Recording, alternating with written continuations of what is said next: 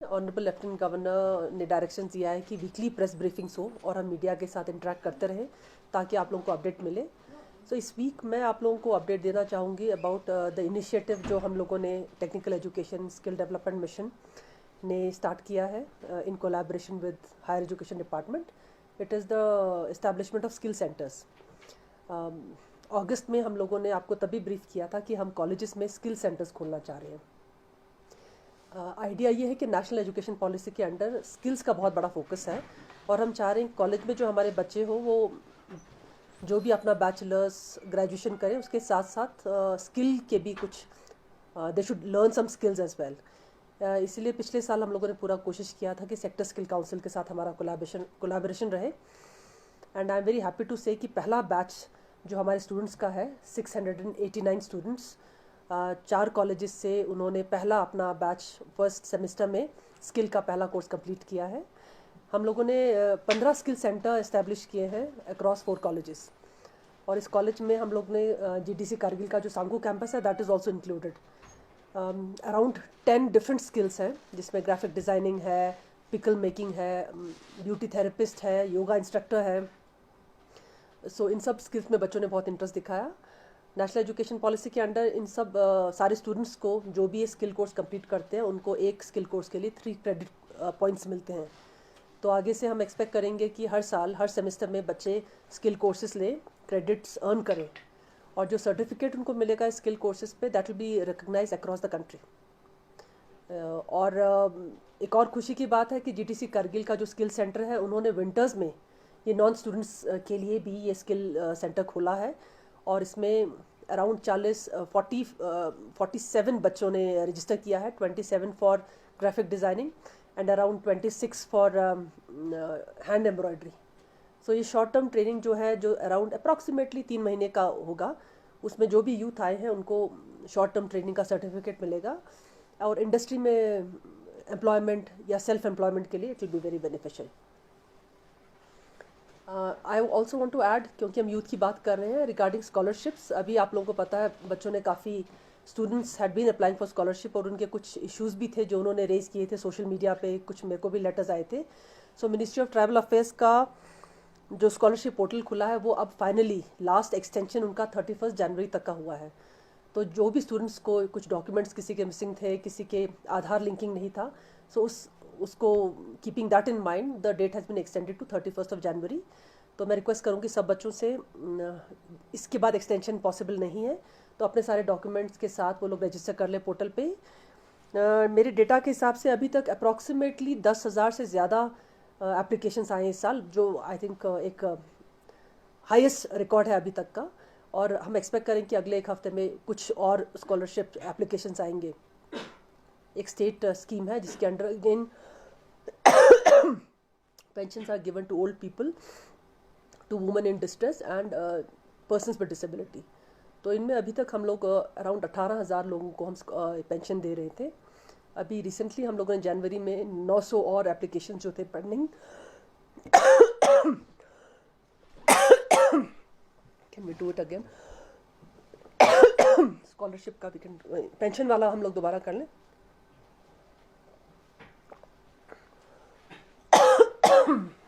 नियाज आपका लग रहा है, मुझे भी लग गया खांसी। और जब ये प्रेस ब्रीफिंग होगी बोले दरवाजा बार बार ना खोले ना, डिस्टर्बेंस इतना आता है। Everybody should know that nobody is supposed to go out. Pensions का दोबारा लेते हैं।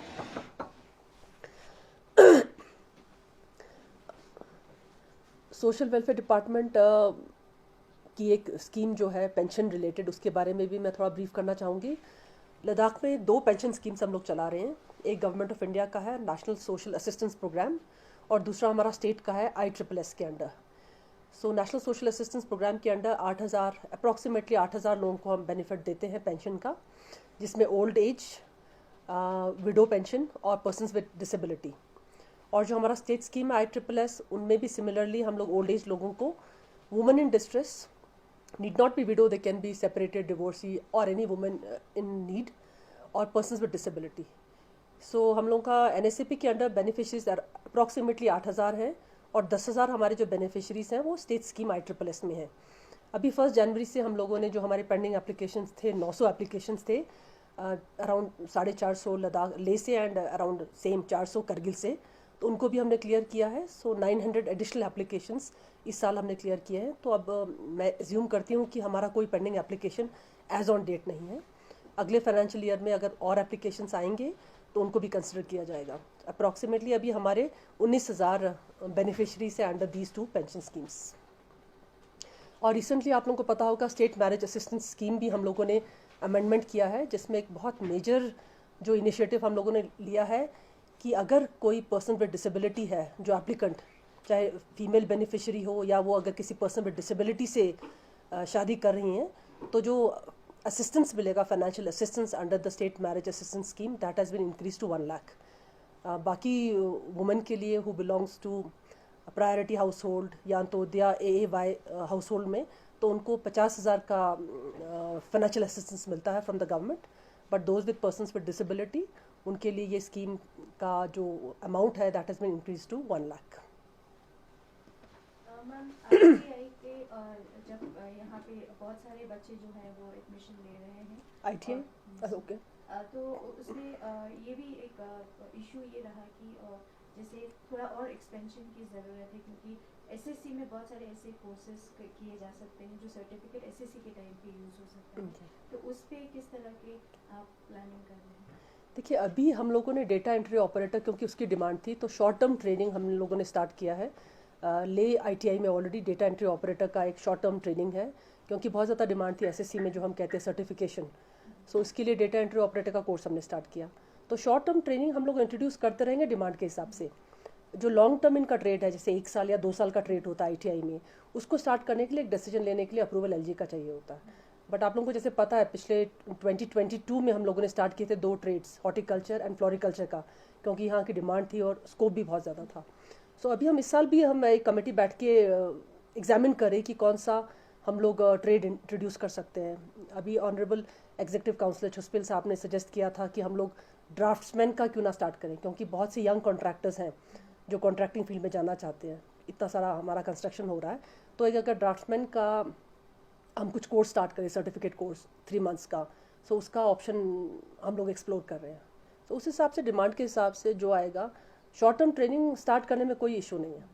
बट लॉन्ग टर्म ट्रेनिंग अगर करना है उसके लिए हमें क्लियरेंस मिनिस्ट्री से चाहिए होता है, DGT से, MSDC से, तो that takes a little longer.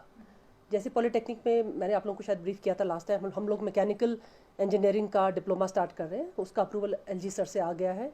Now we have to take clearance from AICTE, क्योंकि NOC AICTE से एफिलिएशन के लिए अप्रूवल आना चाहिए। सो वो अगर वो हो जाएगा तो पॉलिटेक्निक ले में मैकेनिकल इंजीनियरिंग का कोर्स स्टार्ट होगा। मैम अभी इसमें सोलर का भी था उसी बिल्डिंग में, तो मैम उसका कब शुरू होगा, क्योंकि बहुत सारे लोग इंटरेस्टेड है, जिस तरह पोटेंशियल बहुत है लद्दाख में सोलर को लेके, तो अभी भी कम बच्चों का बहुत एडमिशन आ रहा है और पूछ भी रहे, कम लोग इंटरेस्ट दिखा रहे, तो उसको किस तरह से लोगों में अवेयरनेस किया जा सकता है, क्योंकि काफ़ी लोग इंटरेस्टेड भी हैं। देखिए सोलर का कोर्स जो यहाँ पे NSTI ने स्टार्ट किया है, that is a national skill training institute, government of India का इंस्टीट्यूट है, जिनको हम लोगों ने स्पेस दिया है पॉलिटेक्निक ले में, ताकि वो वहाँ से कोर्स स्टार्ट करें। ये कोर्स स्टार्ट होकर भी 1.5 साल हो चुका है, तो कुछ चैलेंज रहा है, उनका एनरोलमेंट कम रहा, और हम लोगों ने काफ़ी कोशिश की कि हम पब्लिसाइज करें। NSTI ने भी इसको पब्लिसाइज करने की कोशिश की है। द थिंग इज़ कि किसी भी स्किल कोर्स में एक आइडियल स्ट्रेंथ होता है 25 to 30, उससे ज़्यादा लेंगे तो प्रैक्टिकल पॉसिबल नहीं है, because it's not like a theory class, it's a practical class. So उनका स्ट्रेंथ एट अ टाइम 30 ही रहेगा। बट येस वो 30 में भी शायद कमी है, पूरा 30 शायद वहाँ पे अभी तक इंक्लूड नहीं हुआ है। सो एक मीटिंग मैं ले चुकी हूँ उनके जो असिस्टेंट डायरेक्टर हैं, और उन्होंने एश्योर किया था कि इस साल जो एडमिशन होगा वो that will B full admission this year, क्योंकि वो काफ़ी पब्लिसाइज करेंगे। और मुझे लगता है देखिए अगर बच्चे नहीं आते हैं, थोड़ा हम लोग को देखना पड़ेगा क्या रीज़न है। एक बार हो सकता है इन्फॉर्मेशन की कमी हो, और क्या एक्सेस हो सकता है इशू हो कि वहाँ तक जाने के लिए क्या गाड़ी या पब्लिक ट्रांसपोर्ट है कि नहीं। सो वो सब चीज़ें हम लोग ध्यान रखेंगे। But yes, publicity is very important, and I think media will be a good partner for us to publicise any such course. ITI के इंफ्रास्ट्रक्चर पे किस तरह से ध्यान दिया जाए? देखिए ITI में आप लोगों ने लेटेस्ट कब आपने विजिट किया ITI? तो एक्चुअली हम लोगों ने I think more than 60-70 crore का हम इन्वेस्टमेंट कर रहे हैं ITI में। अगर आपने देखा होगा ले में बहुत से बिल्डिंग नए आ रहे हैं। एक ITI को वाइब्रेंट होने के लिए ज़रूरी है कि उनके वर्कशॉप्स बहुत अच्छे हों और लेटेस्ट इक्विप्ड हों। अब हम लोग इक्विपमेंट के लिए फंड्स अच्छे फंड्स हैं हमारे पास, बट इंफ्रास्ट्रक्चर नहीं था। तो इसीलिए पिछले 2 साल हम लोगों ने इसी पे फोकस किया कि वर्कशॉप बने। अच्छा खासा इन्वेस्टमेंट हुआ, अगर आपने भी जाके देखा होगा। और ITI ले का जो कैंपस होगा, मुझे लगता है आप लोग सब जब by the end of this year जब आप लोग विजिट करेंगे, everybody will be proud. It is an aspirational campus कि ITI के बच्चे भी will be happy to go to this campus. हम लोगों ने लैंडस्केपिंग भी किया है, कैफेटेरिया, ओपन एयर थिएटर, वो सब करके। और बिसाइड्स दैट जो टेक्निकल रिक्वायरमेंट है कि लेबॉर्ट्री, वर्कशॉप्स, क्लासरूम, ये बिल्कुल updated latest state of the art होगा। आप लोग, I think it will be visible to all of you. As far as ITI Kargil की बात है, देखिए ITI करगिल में बहुत चैलेंज है कि स्पेस बहुत कम है। वहाँ जितना भी हम इन्वेस्ट करना चाह रहे हैं, it is very difficult to expand. अब उसी लिमिटेड एरिया में कुछ फिर भी इम्प्रूवमेंट रहा है इंफ्रास्ट्रक्चर में। But last week I had called on the honourable chairman LAHTC Kargil, और उन्होंने अश्योर किया कि they will provide some good space, good land for shifting ITI Kargil. क्योंकि ITI करगिल अगर हमें एक नया लैंड मिलता है, अगेन एज जो मैं कहती रहती हूँ, it will be a model ITI। हम लोग ऑलरेडी उसके डिज़ाइन पे काम कर रहे हैं, और अगर लैंड इस साल मिलता है तो काम शुरू हो सकता है इस साल। मैडम, ये जो सोशल वेलफेयर के थ्रू जो पेंशन स्कीम्स मिल रहे थे, उसमें बहुत सारे पेंडिंग रह जाते थे क्योंकि एक कोटा फिक्स हुआ करता था। जी, तो अभी कोई कोटा नहीं होगा, जो रिजर्व हुआ उसको मिल जाएगा? देखिए, पहले ऐसा था कि कोटा फिक्स होता था थोड़ा JNK के साइड से भी, क्योंकि JNK is a big state, तो वहाँ पे लद्दाख के लिए कुछ कोटा रखा जाता था। और नेशनल लेवल पे तो कोटा रखा हुआ है अभी भी। बट हम लोगों ने नेशनल लेवल पे भी बात की है, क्योंकि एज आई सेड की 2 स्कीम्स हैं हमारे। नेशनल सोशल असिस्टेंस प्रोग्राम के अंडर लद्दाख के लिए कोटा रखा हुआ है। मिनिस्ट्री से जब भी हमने बात की, उन्होंने कहा कोई इशू नहीं है, हम कोटा बढ़ा देंगे। बट अभी तक कोटा बढ़ा नहीं है। लेकिन क्योंकि हमारा स्टेट स्कीम है और administration is very welfare conscious, तो इस बार जो हमारे 900 एप्लीकेशन से वो सारे क्लियर हो गए। तो स्टेट बजट से जो भी नए बेनिफिशरीज आ रहे हैं, हम उनको स्टेट बजट में डाल रहे हैं। बट हम लोग फिर भी नेशनल लेवल पे भी हम लोगों ने रिक्वेस्ट किया है कि कोटा इंक्रीज़ हो, क्योंकि कोटा इंक्रीज़ होने की ज़रूरत है।